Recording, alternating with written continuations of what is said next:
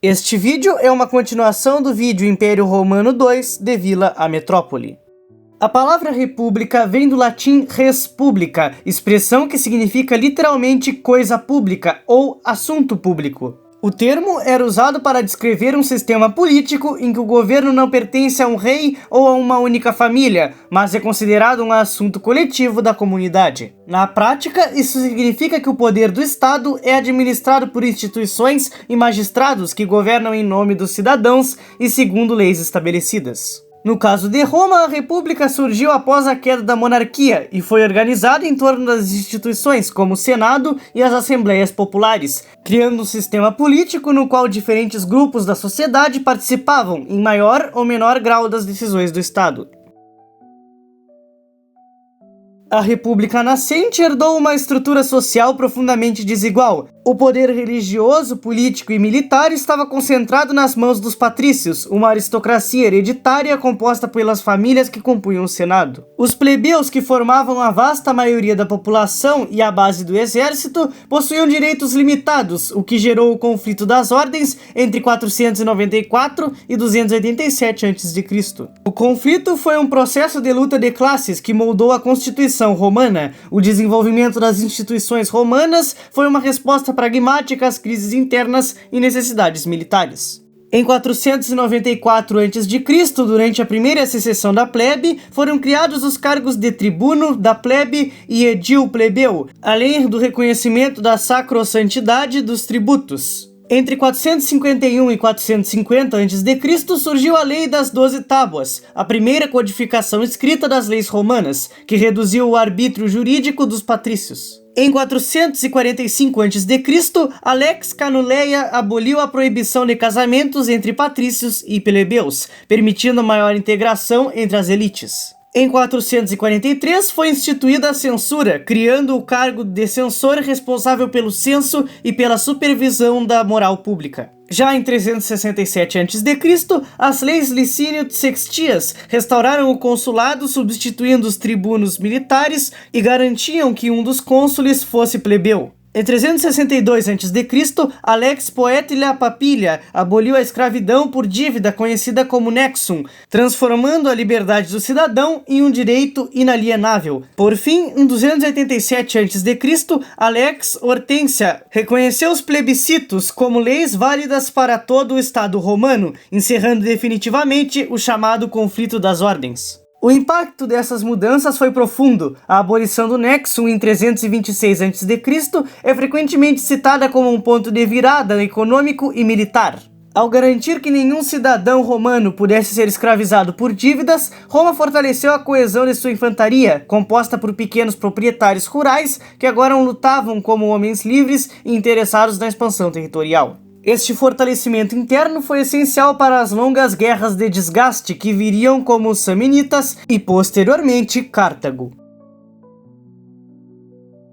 O exército romano passou por uma metamorfose tecnológica e tática entre os séculos 5 e 3 a.C.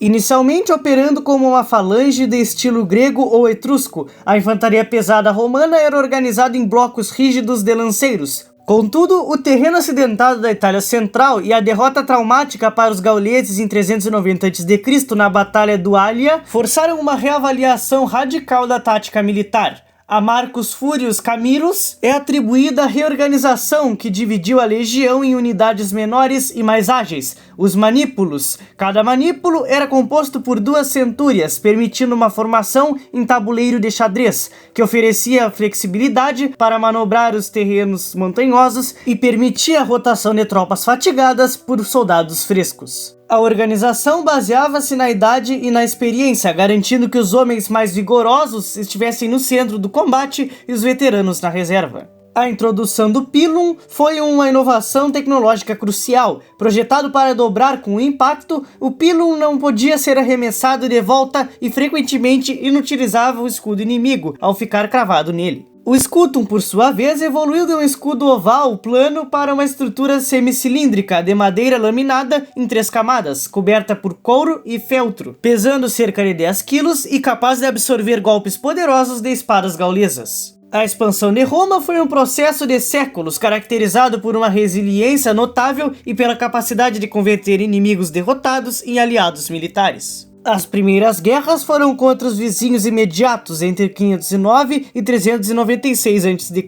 que foram conflitos constantes contra volscos, ecos e sabinos para garantir o domínio do Lácio. O ponto culminante desta fase foi a captura da cidade etrusca de Veios, em 396 a.C., após um cerco de 10 anos, o que dobrou o território romano e permitiu a introdução do soldo militar. Em 390 a.C., o saque de Roma pelos gauleses senones liderados por Breno quase encerrou a história republicana. O evento serviu como grande catalisador para as reformas de Camilo e a construção da muralha serviana. Após isso, a Guerra Latina entre 340 e 338 a.C. foi um conflito entre a República Romana e a Liga Latina, motivado pela tentativa das cidades latinas de obter maior participação política dentro da aliança com Roma. Após derrotar os latinos, Roma dissolveu a Liga Latina e passou a estabelecer tratados bilaterais com cada cidade, concedendo diferentes níveis de autonomia e cidadania, enquanto mantinha o controle militar. Esse sistema formaria a base da Confederação Itálica e consolidaria a hegemonia romana no Lácio. As guerras samnitas entre 343 e 290 foram 3 conflitos longos e difíceis travados entre a República Romana e os samnitas, que controlavam regiões estratégicas do centro-sul da Península Itálica. Esses povos montanheses eram guerreiros experientes e utilizavam bem o terreno acidentado, o que tornou a guerra especialmente dura para os romanos. Durante o conflito, ocorreu a famosa derrota romana nas Forcas Caudinas, em 321 a.C., quando um exército romano foi cercado e obrigado a se render de forma humilhante. Esse episódio mostrou as limitações das antigas formações militares romanas e incentivou reformas táticas importantes, como a adoção do sistema de manípulos, mais flexível para lutar em terrenos irregulares. Ao mesmo tempo, Roma acelerou a construção de estradas estratégicas e fortaleceu sua rede de alianças na Itália, o que no longo prazo permitiu sua vitória final e a expansão da sua influência sobre grande parte da península. A Guerra Pírrica durou cerca de 5 anos e opôs a República Romana ao rei Pirro de Épiro, que interveio na Itália em apoio às cidades gregas do sul.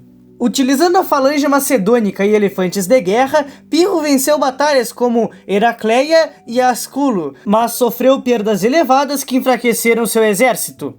Entre 278 e 276, ele ainda se envolveu em campanhas na Sicília, o que dispersou suas forças e dificultou a continuidade da guerra na Itália.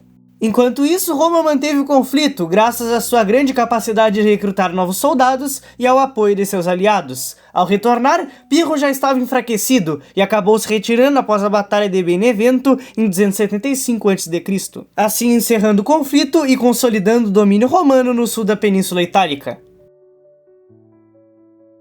Em 312 a.C., iniciou-se a construção da Via Ápia, a rainha das estradas, estendendo-se originalmente por 195 km até Capua. Ela foi construída com camadas de pedras cimentadas sobre uma base de cascalho, abaulada para drenagem e flanqueada por valas. Esta estrada permitia o movimento rápido de legiões e suprimento durante a Segunda Guerra Samnita. Simultaneamente foi construído o primeiro aqueduto, a Aqua Appia, com 16,6 km de extensão. O aqueduto corria quase inteiramente no subsolo, com apenas 90 metros em arcos superficiais, uma decisão estratégica para evitar que inimigos cortassem o suprimento da água durante o cerco. A precisão era impressionante, o canal descia apenas 10 metros ao longo de sua trajetória total, uma inclinação de aproximadamente 1 em 1600. A transição do uso exclusivo de madeira e tufo vulcânico para materiais mais duráveis começou a se manifestar. Embora o concreto hidráulico tenha se tornado onipresente apenas mais tarde, as experiências iniciais com a cinza vulcânica pozzolana de Nápoles começaram a permitir construções que endureciam sob a água,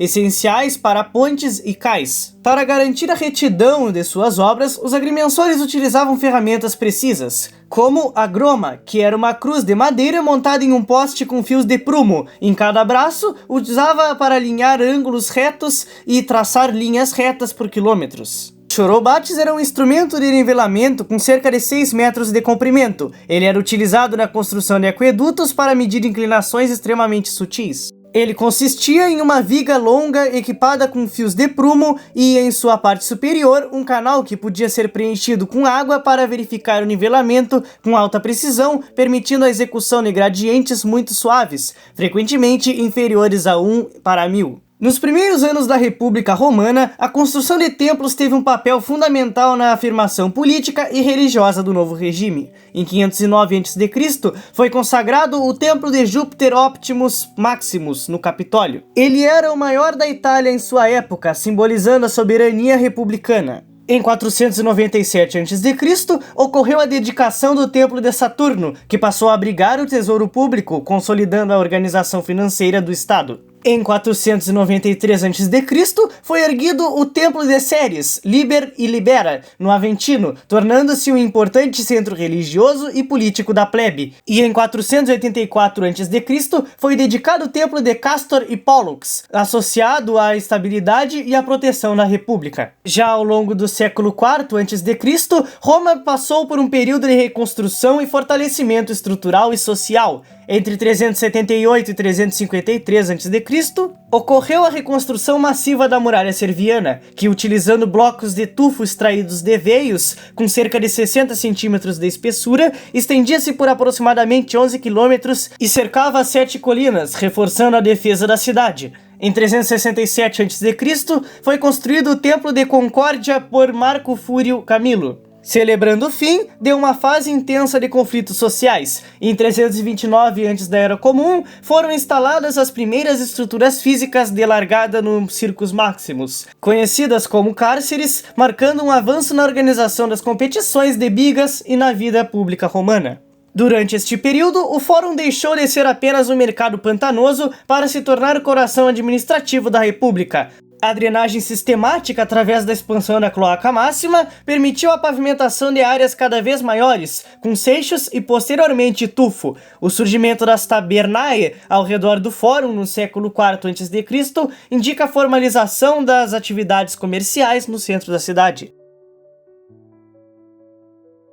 A economia romana da República inicial era baseada na agricultura de subsistência e no sistema de pequena propriedade. No entanto, a expansão militar trouxe mudanças estruturais profundas, incluindo o surgimento da escravidão em larga escala e a monetização da economia. Antes do século III a.C., Roma não possuía moedas cunhadas. O sistema evoluiu de forma pragmática para atender às necessidades do exército e do comércio externo. Uma das mudanças econômicas mais impactantes foi a abolição do nexum e a escravidão por dívida, em 326 a.C. Esta lei transformou a liberdade do cidadão em um direito inalienável, impedindo que o corpo do devedor servisse como garantia colateral. O impacto foi tanto social quanto econômico, forçando a elite a buscar mão de obra externa através da escravidão de prisioneiros, o que alterou permanentemente a estrutura de trabalho em Roma. Na agricultura, a introdução de ponteiras de ferro no arado no século IV a.C.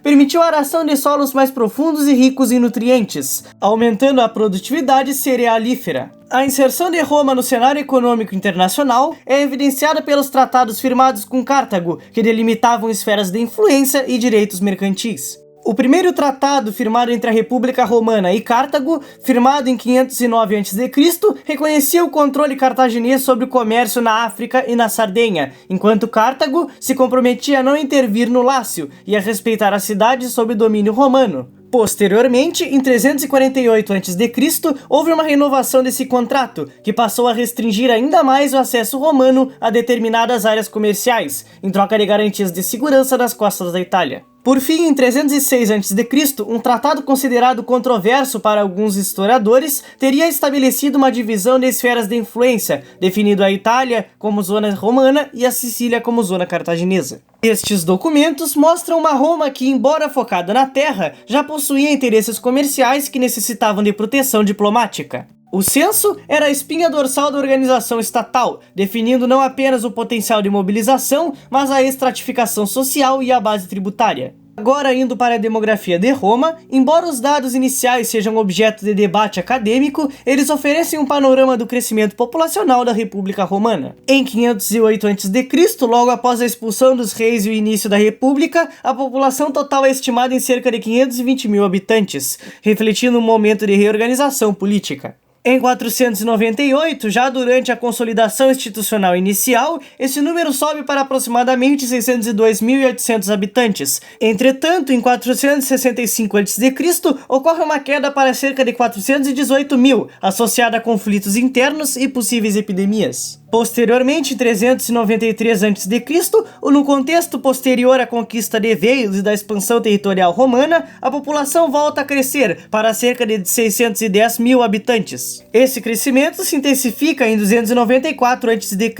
durante o auge da Terceira Guerra Saminita, alcançando aproximadamente 1.049.000 habitantes. E continua em 280 a.C., início da Guerra Pírrica, com cerca de 1.148.000 habitantes, indicando o fortalecimento do controle romano sobre a Itália Central. Por fim, em 265 a.C., às vésperas da Primeira Guerra Púnica, a população atinge aproximadamente 1.168.000 habitantes, evidenciando a consolidação da hegemonia romana na Península Itálica.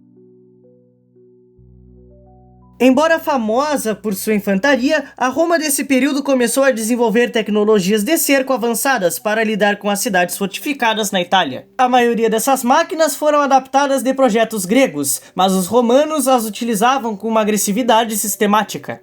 A balista era uma máquina de torção capaz de lançar pedras ou dardos pesados a distâncias de até 500 metros, sendo suficientemente poderosa para perfurar fortificações de madeira, enquanto o ônagro funcionava como um tipo de catapulta que utilizava a tensão das cordas feitas de crina ou tendões de animais torcidos para arremessar projéteis incendiários ou pedras com grande impacto. E a testudo, também conhecida como estrutura de ariete, consistia em uma construção móvel coberta com materiais resistentes ao fogo, como peles frescas, cuja função era proteger o ariete durante os ataques diretos contra as muralhas inimigas. No mar, a tecnologia romana antes de 264 a.C. era quase inexistente, limitando-se a pequenas frotas de patrulha costeiras e barcos de transporte. O desastre diplomático de Tarento em 282 a.C., causado pela entrada de navios romanos em águas proibidas pelo tratado, mostrou que a ambição romana estava começando a transbordar para além das costas da Itália. Em 264 a.C., Roma era uma potência continental unificada, endurecida por séculos de guerras defensivas e ofensivas e sustentada por uma infraestrutura que ligava a capital a todas as regiões estratégicas da Itália. O sistema de alianças itálicas forneciam a Roma um reservatório de cerca de 700.000 homens, superando qualquer outra nação da época. No entanto, a hegemonia sobre a península trouxe uma nova responsabilidade: a proteção dos interesses comerciais e de segurança do sul da Itália contra potências estrangeiras. O catalisador para a mudança de foco foi a crise em Messina. Os mamertinos, que eram os mercenários italianos que haviam tomado a cidade através da traição, encontraram-se cercados por Hierão II de Siracusa. Ao pedirem ajuda simultaneamente a Cartago e a Roma, eles colocaram as duas potências em rota de colisão. Cartago, vendo a oportunidade de controlar o vital estreito entre a Sicília e o continente, enviou uma guarnição imediatamente. Para o Senado romano, a escolha era existencial: permitir que Cartago controlasse Messina significava aceitar o cerco à Itália e o fim da autonomia romana no Mediterrâneo Central. Apesar do medo de cruzar o mar e enfrentar uma potência naval superior, o povo romano, motivado pelo cônsul Appius Claudius Caudex, votou pela intervenção. O desembarque romano na Sicília em 264 a.C. não foi apenas o início de uma nova campanha, mas o encerramento da fase puramente itálica da República e a abertura de um capítulo de dimensões mundiais que testaria até o limite todas as instituições, tecnologias e estruturas que Roma havia cuidadosamente construído desde o dia em que o último imperador foi expulso.